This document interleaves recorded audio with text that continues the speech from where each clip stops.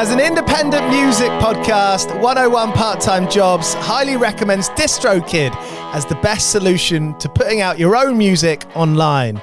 You can join 1 million other artists from all across the world putting out their own music on Apple, Spotify, YouTube, and everywhere else across the DSPs where people are listening to your music. My dream as a kid was to run a small little label, and now with DistroKid, getting music out online is the easiest it ever has been, making 100% of your own royalties while paying a small annual fee. And that fee's even smaller as a 101 Part-Time Jobs listener. Head to distrokid.com/VIP/101pod to get 30% off your first year putting out your own music on DistroKid. Getting your own music out into the world has never been easier. Head to distrokid.com/VIP/101pod to get the best deal you can.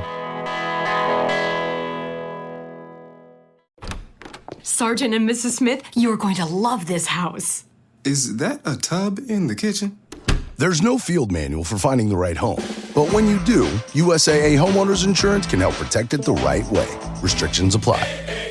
I'm Victoria Cash. Thanks for calling the Lucky Land Hotline. If you feel like you do the same thing every day, press 1.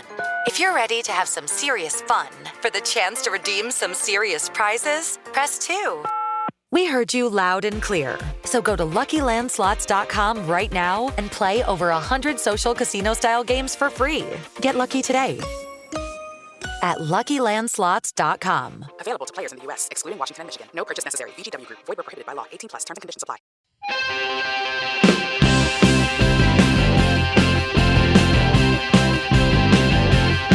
I'm 100, I want part-time jobs. I'm 100, I want part-time jobs. I've been working Monday, Tuesday, Wednesday, Thursday, Friday, Saturday, Sunday. Working Monday, Tuesday, Wednesday, Thursday, Friday, Saturday, Sunday. 101, 101. Hey, you're listening to 101 Part-Time Jobs. I'm Giles Bidder. How are you? This is the podcast where we hear the mostly unknown stories from independent musicians, including the side hustles they've worked along the way.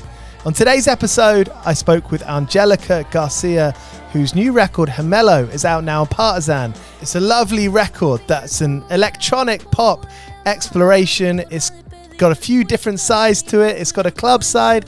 It's got a very emotive, vulnerable side to it. Angélica was raised by Mexican and El Salvadorian parents in the States, and she's moved around a lot. We start there. We start with her upbringing. It all adds to the story and paints the picture of who she is. I was really excited to speak with her, so I hope you enjoy it. This record, Gemelo, is out now. I highly recommend you go and give it a listen. And if you're in the UK, you can catch Angélica supporting Idols at the end of July, where she's supporting them at Dreamland, in Margate, in Bude, and in Halifax, and in Cardiff. This is 101 Part-Time Jobs. Thank you so much for listening. If you enjoy this, make sure you subscribe. If you're listening on Apple or Spotify, click that follow button. And if you're able to leave a review, that would be massively appreciated. Thank you. A big shout out to 2000 Trees Festival coming up this weekend in Cheltenham. There's a few tickets left to go see bands like the Gaslight Anthem, The Chats, Manchester Orchestra, Hot Mulligan, and so many more. If you want to head this weekend and you still haven't got your ticket, you can get 50 quid off at 2000trees.co.uk using the voucher code 101pod. That's the voucher code 101pod at 2000trees.co.uk. All right, after the jump, we got Angélica Garcia here on 101 Part-Time Jobs. Cheers for listening. 101 Part-Time Jobs. I grew up in a home with a lot of there was kind of a divide. There was my Latino family, which is my mom and my aunts and my uncles and my grandparents. That there was mariachi music. I grew up hearing 3 amazing singers sing together at parties in backyards in LA. And as a kid, they would invite me to sing. My mom was the first one to have a baby.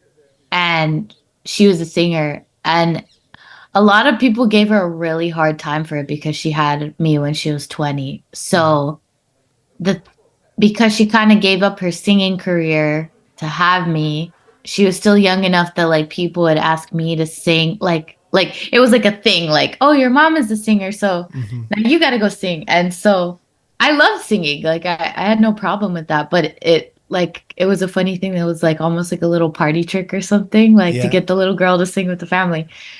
And it felt very cute because that's what they did. They sang as children at rodeos.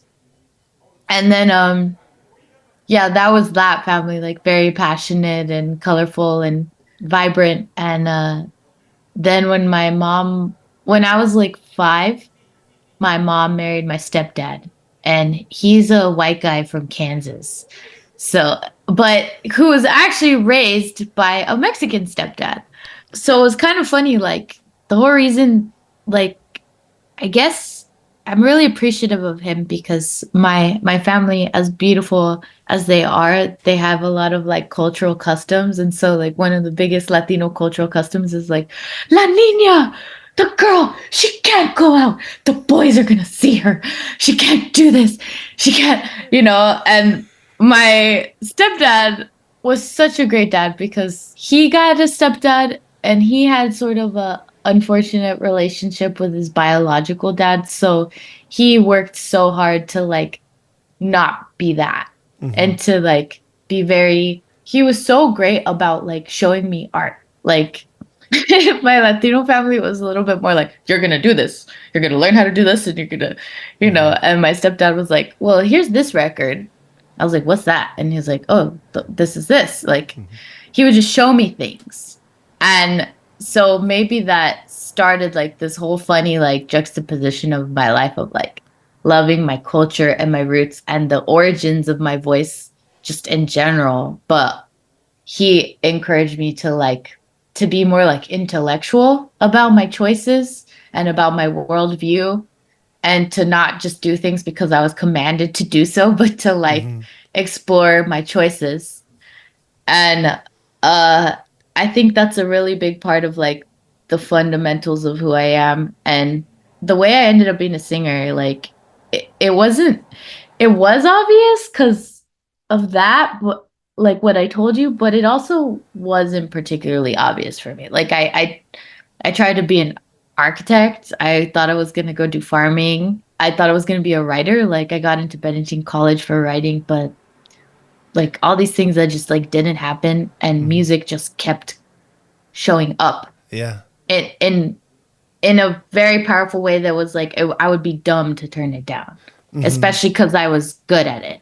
The world has a funny way of showing you sometimes. Yeah. With your stepfather showing you records, and I guess that's where the politics comes into it, because if you listen to a Bob Dylan record, you can't escape the politics of it. And that's a big eye-opener. And I think when you're from a family where a parental figure is into music and into records, it allows you to take it seriously. And, taking fun seriously is something I think about a lot, because that's what it is. You choose what you're into, and yeah, it's fun, and it means you can go dance, it means you go out all night and sometimes come home at 4 a.m. But that thing you take seriously, that spirituality, you do well if that's not kicked out of you by the time you've left school. Well, I think the distinction that I make there, those two sides of the family, it was like the first one, like I learned how to sing. I became a great singer, but I learned songs, and it was a performance for people at parties. And when my dad showed me records, it was like, oh, you like I'd never even like that hadn't even like registered with me. Like you can make a body of work that you made, and you got to say what you want to say with it. Like you can do it however you want. This person did it this way. This person did it this way. Some people just do singles, and you like, I mean, like think about that. Like the first music I learned was ranchera music because of my family. Mexican ranchera music, like the songs, these are songs that are known from generations. Like everybody knows these fucking songs. Like, so it's kind of like picking out of a pool that everybody, it wasn't as much like this record by, it was like a performance and a communal thing. A culture. Yeah. Like the culture of singing together and like that togetherness was it. It wasn't as much like Bob Dylan, Blood on the Tracks. This is the first song, and then this is the second song. Right, you know what I mean? So that sequence and everything, that was the first time I even knew that people could do that was because of my stepdad.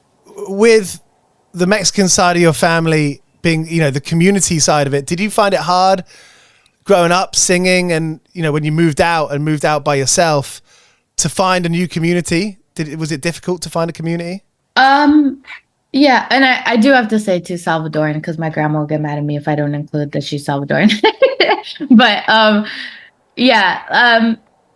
yeah, I mean, when I graduated high school, this is the funny thing, my stepdad decided that he wanted to be a priest, an Episcopal priest.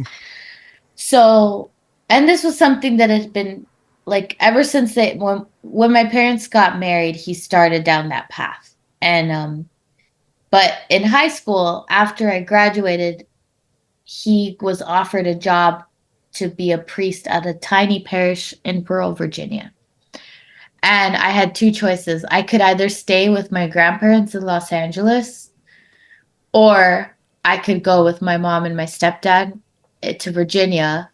And like, even though I had no idea, like, and I ultimately ended up choosing Virginia because, like, as much as I loved my grandparents and I loved my home and where I was from, I also knew that there was like a lot of traditional ideology that would be really hard to navigate without my parents. Okay. And like, and I was like, you know, I'm really sad to move all the way across the country and leave people and things. But I was also very excited to go somewhere completely different. Even though it was moving into a church environment where, of course, there's going to be beliefs pushed there. Yeah, but I think I just always trusted my stepdad because he was always a intellectual person first.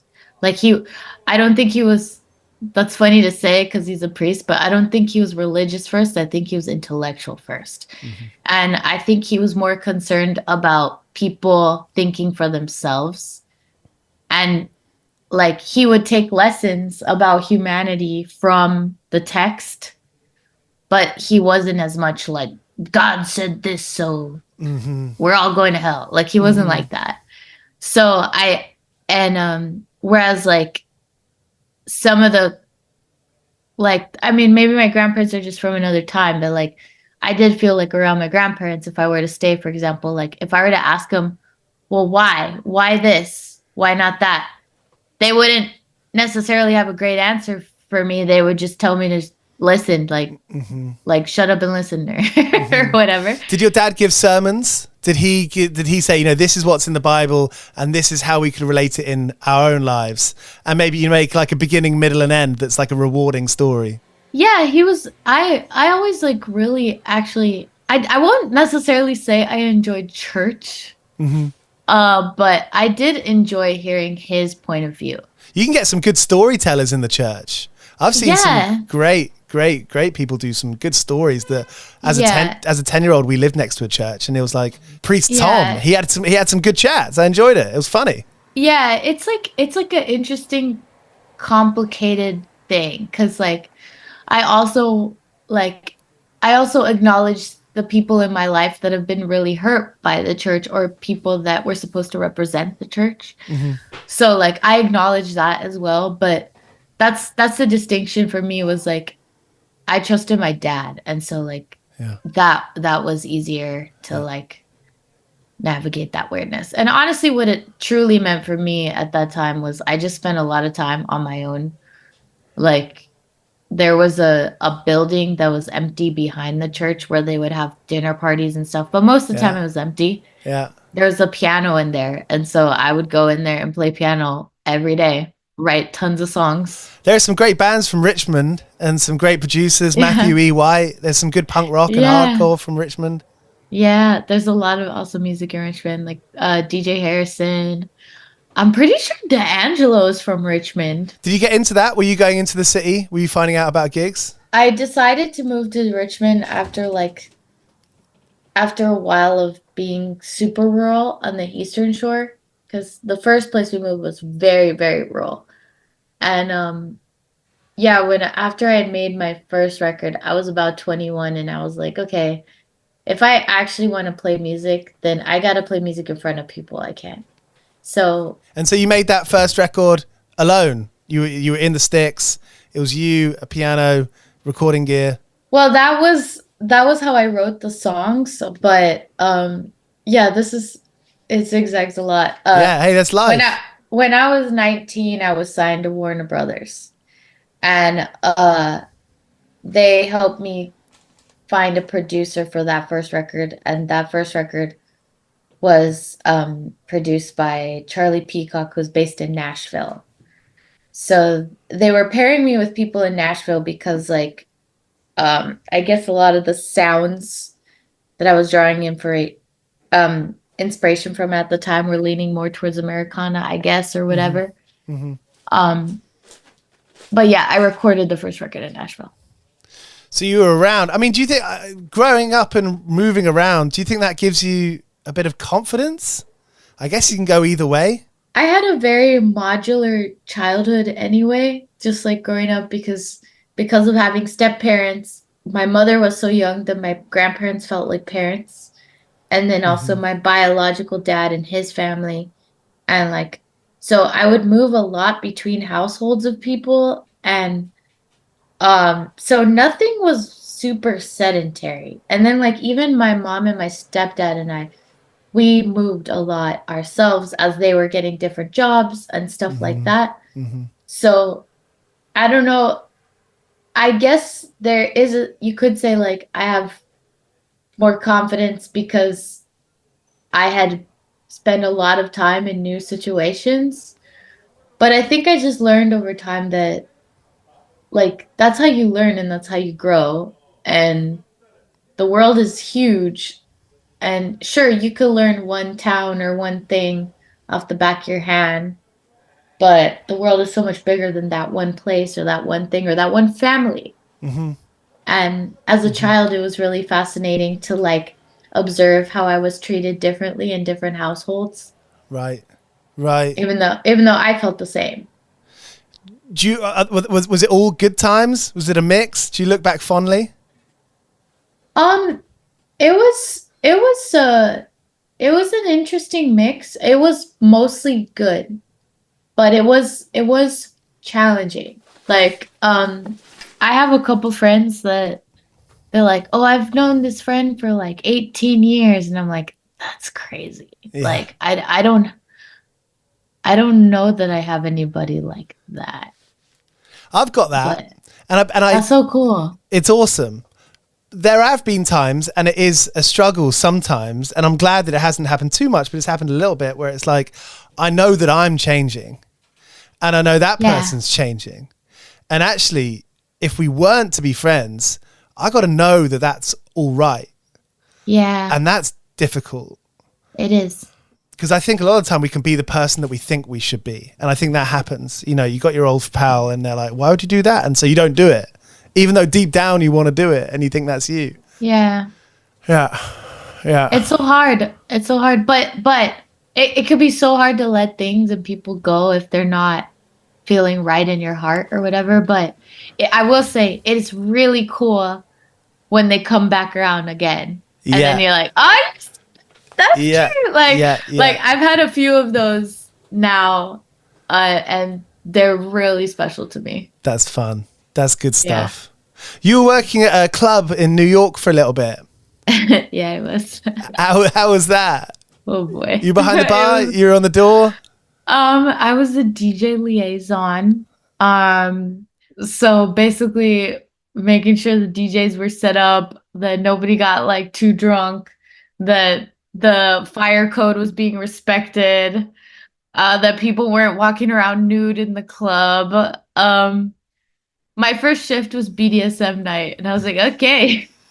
They're like, "Hey, Angel, can you go check on the spanking station?" Like, sure, why not? Like, and yeah, that was the time. I'm honestly like very. I feel very blessed to have gotten. How was that like taking that responsibility in a place of freedom and expression? You're creating order in a chaotic environment. I mean, I'm all about people like I'm not a narc, you know. Like I'm like it's not like I didn't even care. It was more like, okay, if you're doing something that threatens the safety of other people, then I have to stop you. But even so, I think that's a tough skill to be like, hey, we're all having a good time, but take it easy. There was a really funny example that just it's burned in my brain, but my manager and I one night were like staring across the dance floor, staring at this guy's crotch because we're trying to figure out if he's nude or if he's wearing flesh tone fishnet. And honestly, it was really hard to tell. And because technically, if he's wearing fishnet, he's clothed and we can't say anything because it's a very sex positive space. Mm-hmm. But if he's in the nude, I would have to go up to him. It'd be my job to go up to him and be like, hey, we really appreciate your enthusiasm, but you have to put like a thong on or something. Well, what if it pokes out the fishnet? I guess if you got small enough pecker, that could push out. Then it's outside of the clothing. That is not within my discretion, I guess. I don't know, but they're not within my jurisdiction. But it was just my job, and I remember just like squinting, trying to see, and then I just had this thought, like, wow, this is really my job right now. This is literally my job. You're getting paid for it. Hey, it's difficult to make money. It's difficult to find a job, especially in the city. Yeah, no, I was grateful for it, and ultimately, like, it was so fun to have a job where like, oh, today's reptile night. So like I got to just dress like a lizard. It's a nightclub too, so it's like slutty lizard. You know? That must have been fun when you're thinking about record covers and you're thinking about, okay, what's the aesthetic? You know, your range is busted wide open. You're not looking into a corner there. No, I mean, I definitely appreciated how free the space was. And it was so cool to be in a place like that where like people are encouraged to explore things, you know? Yeah. I dig that. Yeah, it was very special and I'm super grateful to it. And even up to the commute home, like I would get in at 9 p.m. and leave at 4:30 in the morning.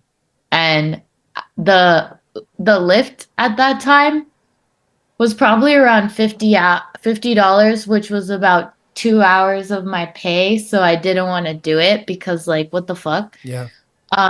But I also didn't feel safe taking the train home at night being a girl, you know? Yeah. And so I would take the e-bikes, the city bike, whatever Citibank, but city bikes are cool, I guess.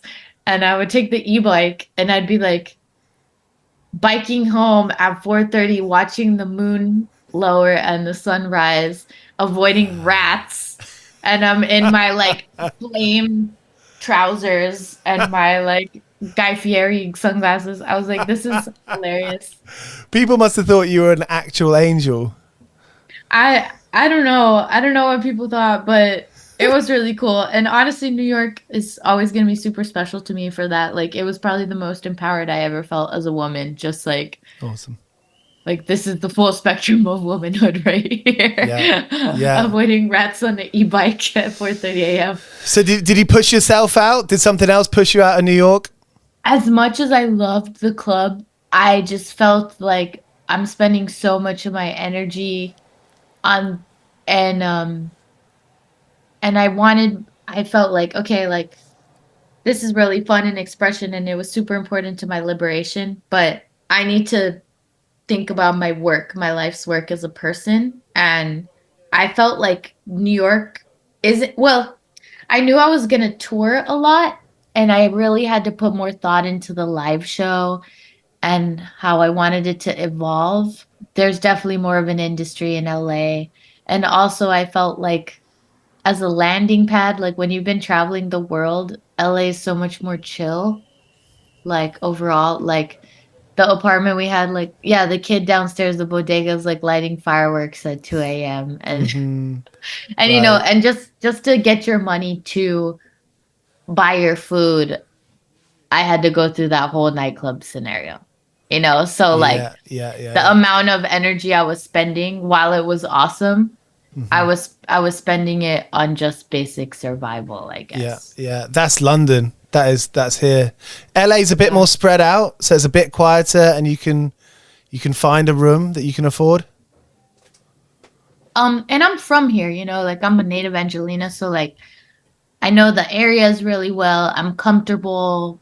Like, I didn't like I was a guest. I was very much a guest in New York, and I honored it. But yeah, I just felt like I know LA, and I know, like, even if I don't necessarily know how the industry is out here, I know the people and I know the city. And so that was comforting to me. And I knew, like, even the little part of town that I live in, like, I knew I could find a chill place. And also, it is so nice to have access to nature again. It's really nice. Do the walk, do the thing. People, I mean, I guess I'm part of the music industry. I was a journalist for a broadsheet newspaper here for 10 years. I guess I never felt like the industry. The only person who made me feel like the industry was when I was me, you know? And so it makes me think it's people. People are people. And I think I'm pretty optimistic out of curiosity. And so I guess I think that you end up being magnetized and vice versa to people who you think are interesting and cool. Yeah. And I mean, I don't know where I'll be next, you know? And I think that's the one, like, thing about the modular thing. It's like, it's pretty cool that, like, I'm about to go to New York next week, and I'm so excited to see my New York friends, you know? You know where you're going. Like, yeah, like, it's cool. Like, hey, I hope that I'm gonna, I already have, like, a brand new, like, London friends now. Like, so Nice. now it's like New York friends, London friends. Yeah. We're working on Barcelona friends. We're working on, you know, just so, because we're all doing it in our own way, you know? 101 part-time jobs. 101 part-time jobs. Hey, Hemelo is such a great record. It's Thank such you. a great, I mean, it kind of there's a couple of tunes I'm like, there's a bit of a clubby element in this for me. Yeah. When you're writing, do you know that you're pulling from these places? Do you know that you're kind of subconsciously pulling from different parts of your life? I'm sure on a subconscious level, I know, like, Hemelo started so long ago. It, like, started 2019, and it, like, barely, like, the first iteration of a demo was in 2019 for Color de Dolor. So, and, you know, like even that whole time of New York, that was in between that. So, like, there's a whole lot of evolution that happened within that process. So, yeah, I mean, I think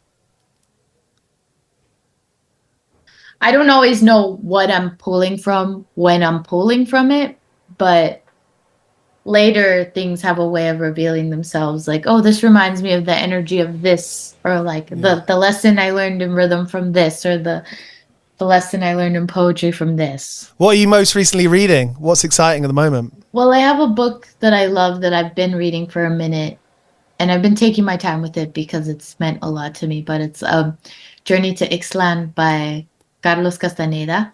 Okay. I've heard of it. It's a very beautiful, like, photograph of, I guess, like, indigenous desert spirituality and, like, life. But I think it's specific to, like, Mexican culture. And then here, my friend just gave me this one, and I've loved it so far, but he literally just gave it to me. It's Stand Still Like the Hummingbird by Henry Miller. Okay. Yeah, Henry Miller. Brilliant. But yeah, not particularly good at books. Sometimes I take forever to finish them, but I like enjoying them. 101. Hey, thank you so much for this chat. Yeah, thank you for listening. Of course. As I said at the start, I think everything in life is a job, really. Everything like you put work into, whether it's a relationship, whether it's something you're getting paid for, whether it's making art, you put in the work, you put in the time and the thought. And I just can't help but think that always pays off. It always gives back. Yeah, well, thank you for listening. It's very nice to talk about. Yeah, we're still talking about the music or whatever, but we're also just like talking about the human side of it, which is really cool. I don't see any divide. I think it's all the same. It's all in there. It's all in the mix. Well, like what your friend said about hearing a record, it's like half of it is the music, but then it's also your life and where you were. So yeah. Hey, I like to end with, talking about jobs, and I worked tons of jobs, and I always used to fuck up at my job. I'd always get fired for doing bad stuff. And how have you been in the workplace? Have you made any work gaffes, any near misses, classic scrapes in the workplace? I was a waitress for a really long time. I got pretty decent at it, but I remember my first job as a waitress was at Cracker Barrel in Virginia, which is basically like gravy out of a bag. And it's a chain. It's a cheap chain restaurant. It's a chain restaurant. One time I almost spilled like fried apples on somebody's grandma, on somebody's meemaw. So, and they thought I was like a harlot because I had red lipstick on, because it was in the country, and I was like, "Oh, this place sucks." You know what's the worst part? The worst part. This is a PSA. Listen, my dad is a priest. I'm not saying I hate religion or the church or anything like that, but this needs to stop, okay? The pamphlets about Jesus that look like a dollar bill. Fuck you guys. Fuck you guys. Like, I'm sure somebody told you to do that, but don't do that shit. I can't believe it needs to die. I've never heard of that. It looks like a dollar, and you open it and goes, Jesus would give you a tip. Like, I don't know. It says something like that. And you get tipped that all the time at Cracker Barrel. Yeah, that's what they would leave at Cracker Barrel because everybody would go after church. And I don't know whose bright idea it was to do that, but that is like not cool. It's like, that's kind of real evil. People. There are real people that are working to feed you, and they also have families to feed and stuff like that, just like you do. So don't leave the fake pamphlets. Anyway, that is my that's my PSA. Also, my other server PSA is like, you know what? If y'all are gonna throw away the food anyway, just let the kids that work for minimum wage take the damn arugula. Okay. I had one friend that they had to like wait until the boss threw away the arugula, which they were gonna throw away anyway, but they had to wait for it to be put in the dumpster so it would be public property so they could dumpster dive for it instead of just give it to like just feed your employees. That's completely ridiculous. I mean, I'm prepared to say like it should be normalized that if someone next to you gets up and leaves, the stranger, and they leave food on their plate, I want to go over and dip in. It's my risk. I'll take the stranger's leftovers. I'm very happy to do that. I'm less like I feel weirder about the plate itself personally, just because I see hella people coughing and stuff like that. But like there were oftentimes like food, unopened food from the refrigerator that's past a legal expiration date, but it's not actually bad. That's like ridiculous. The way grocery stores do it. Yeah. But it's but they don't do that because they don't want you to steal, but like it's gonna go in the trash. Yeah. Be humans. Be humans. That's All right. Never understood it. What are you looking forward to eting in the UK? Y'all Serious gotta question. take me. Don't laugh Y'all at gotta me. take me. No, y'all gotta take me. I don't know. Hash browns. Hash browns are pretty good. Y'all do breakfast good. That's cute. Actually, there's a lot of similar with Mexican breakfast, to be honest. I guess you get the beans. You got beans, sausage, eggs, tomato. I tell you what I like is a good baked potato. Like y'all got baked potato spots, huh? Like a big potato, but put in the oven for like an hour on kind of medium heat, and it's crispy on the outside. It's good. Okay. With baked beans and butter. And cheese. Inside the potato. And some cheese. Yeah, because it comes out and then you slice it down and make like a religious cross in the middle. I think of Jesus every time I have cheese and baked beans. Okay. And then just pour the baked beans in. And that's like a proper, I think of that as like a school dinner, you know? Okay. Yeah, that's solid. Yeah. That's hearty. That's good. Let me know. I heard y'all have like really awesome Indian food in London. Yes, because there's so many Indian people living here and it's amazing. And we've got so many great friends, made so many great friends with people who run Indian restaurants around here. We got our friend Baloo on Deptford High Street. He runs a great vegetarian place. A lot of great vegetarian places, a lot of good meat eating place. Indian food is pucker. Amazing. Yeah, I would love to try that. I love Indian food. You got to do it. Down. All right, lovely to meet you, Angelica. Yeah, you too. Thank you so much. So there was Angélica Garcia here on 101 Part-Time Jobs. Her new record, Hermelo, is out now, and you can catch her on tour with Idols at the end of this month. Thank you so much for listening. I'll be back later in the week with an episode with Australia's hockey dad. I appreciate you. The reason we're able to do this show is because we have a few sponsors, one of which is DistroKid. If you're an artist or you play in a band, you can put out your own records and get them out on Spotify, YouTube, Apple, Instagram, all the rest of it. And DistroKid is the perfect solution to do it. Head to distrokid.com/VIP/101pod to get 30% off your affordable annual fee. And after that, you make 100% of your own royalties. Join 1 million other artists doing the same thing at distrokid.com/VIP/101pod.